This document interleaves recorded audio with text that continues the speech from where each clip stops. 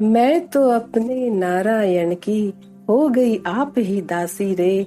लोग कहे मीरा भई बावरी, न्यास कहे कुल नासी रे।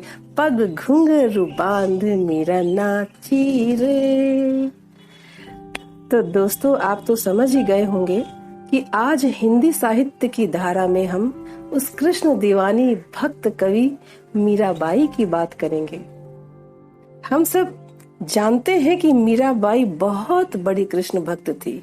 अनगिनत कालजयी रचनाएं हैं उनकी लिखी हुई, जिनपे अनगिनत गाने बने हुए हैं। लेकिन क्या आपने कभी यह सोचा कि मेड़ता की राव दूदा की छत्र छाया में पली हुई, मेवाड़ के राजवंश में ब्याह कर आई हुई, मध्यकालीन सामंती पुरुष सत्तात्मक सामाजिक व्यवस्था में महलों के अंतःपुर में रहने वाली वह भोली भाली सी नारी कैसे महलों से निकलकर कृष्ण भक्ति में आकंठ डूबकर संतों की सत्संग करने लगी?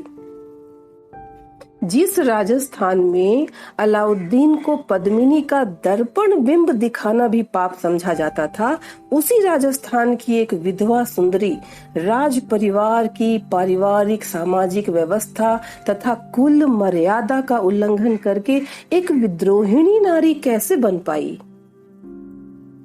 क्योंकि यह तो वह समय था जब समाज के ऐसे विचार थे कि नारी को स्वतंत्रता नहीं देनी चाहिए। वह तो माया है, ठगिनी है, पुरुष के पतन के लिए गहरी खाई है।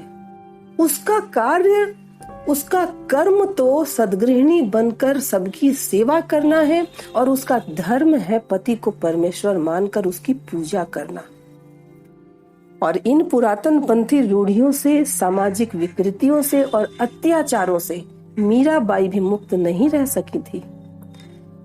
उस निर्भय, साहसी, सुदृढ़ चरित्र वाली कृष्ण भक्ति की साकार प्रतिमा उस साध्वी मीरा को भी बहुत सारी यातनाएं सहनी पड़ी थी। पति भोजराज की अकाल मृत्यु के बाद उसे अपने देवर राणा विक्रमजीत तथा अपनी सास, नंदों और अन्य सभी पारिवारिक सदस्यों की दमनकारी प्रवृत्तियों से बहुत बड़ा संघर्ष करना पड़ा। अपनी सभी परेशानियों को उन्होंने स्वयं अपने सभी काव्यों में लिखा है। स्वयं उन्हीं के शब्दों में देखिए, सास लड़े मेरी ननद खिजावे, राणा रहियो रिसाए, पहरो भी राखियो चौकी बिठारियो, ताला दियो जड़ाए। उनसे यह अपेक्षा की गई थी कि पति के शव के साथ चिता में बैठकर वह भी सती हो जाए, परंतु उन्होंने यह नहीं किया। उनसे अपेक्षा की गई कि वह विधवा की तरह, उस जमाने की विधवा की तरह महलों की चार दीवारी में बंद रहे, कड़े कड़े व्रत उपवास रखे, पूजा पाठ करे और अत्यंत कठोर जीवन बिताए।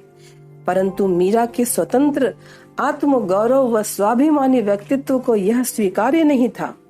और यह विद्रोह उन्होंने स्वयं अकेले के लिए नहीं किया, बल्कि वो इतनी पढ़ी लिखी समझदार स्त्री थी कि उस समय की समस्त शोषित नारी जाति के लिए उन्होंने स्वतंत्रता का बिगुल फूंका था उस समय।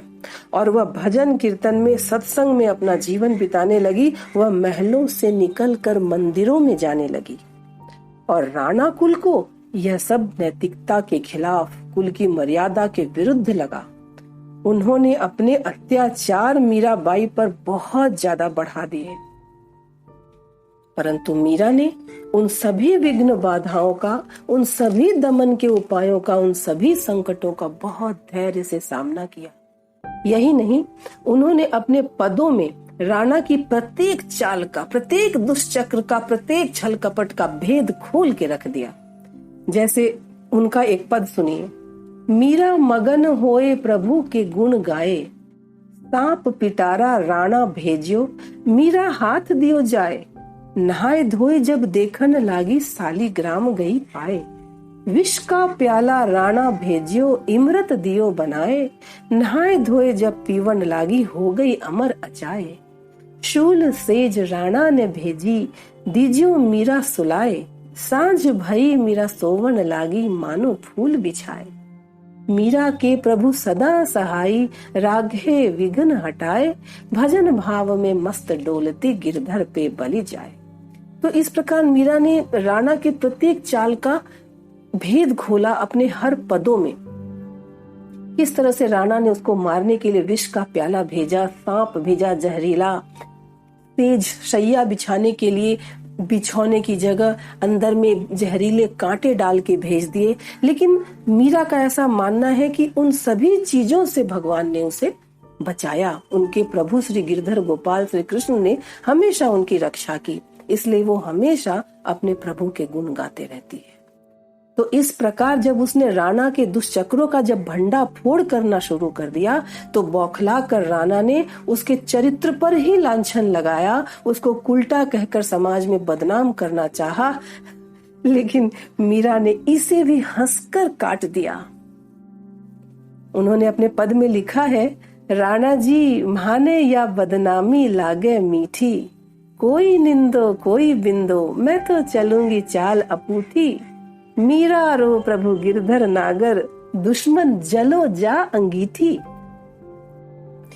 और फिर जब इतना सब कुछ हो गया, उसके बाद तो मीरा ने निर्भय होकर यह घोषणा कर दी कि उनके पति तो परम परमेश्वर श्री कृष्ण ही हैं। उन्होंने कहा है, मेरे तो गिरधर गोपाल दूसरो न कोई, जाके सिर मोर मुकुट मेरो पति सोई, छाड़ी दई कुल की कानी कहा करी है कोई, संतन ढिग बैठी बैठी लोक लाज खोई, चुनरी के किए टुक ओढ़ लीनी लोई, मूंगे मोती दिए उतार बन माला पोई, असुवन जल सींच सींच प्रेम बेली बोई, अब तो बेली फैल गई आनंद फल होई, दूध की मथनिया प्रेम से बिलोई, दधी मथी घृत काढ़ लियो छाड़ी दई छोई, भगत देख राजी हुई जगत देख रोई, दासी मीरा लाल गिरधर तारो अब मोही। तो इस प्रकार मीराबाई कृष्ण की भक्ति में अद्योपांत लीन हो गई थी। वो कृष्ण की भक्ति माधुर्य भाव से करती थी। उनको अपना पति, अपना सर्वस्व वो उन्हीं को मानती थी। लेकिन सांसारिक आत्मा होने के कारण प्रभु से नहीं मिल सकने की पीड़ा उनके अनेक गीतों में मुखर हुई है। एक वानगी मैं बताती हूँ।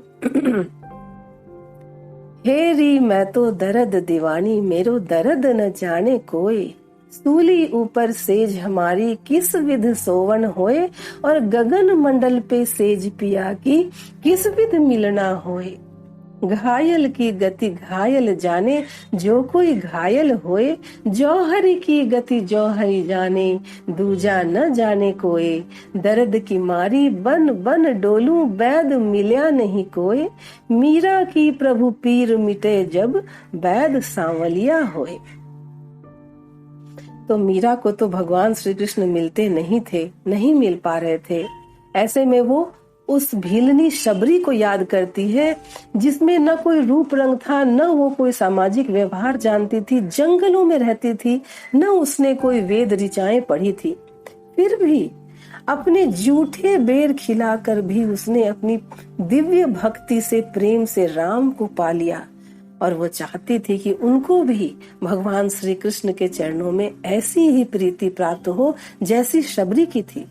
उन्होंने लिखा है, अच्छे मीठे फल चाख चाख बेर लाई भीलनी, ऐसी कहाँ अचारवती रूप नहीं एक रति, नीचे कुल ओछी जात अति ही कुलीचनी, जूठे फल लीन्हे राम प्रेम की प्रतीत त्राण, ऊंच नीच जाने नहीं रस की रसीलनी, ऐसी कहाँ वेद पढ़ी छीन में विमान चढ़ी, हरि जुसु बांध्यो हेत बैकुंठ में झूलनी, दासी मीरा तरे सोई ऐसी प्रीत करे जोई, पतित पावन प्रभु गोकुल अहीरनी।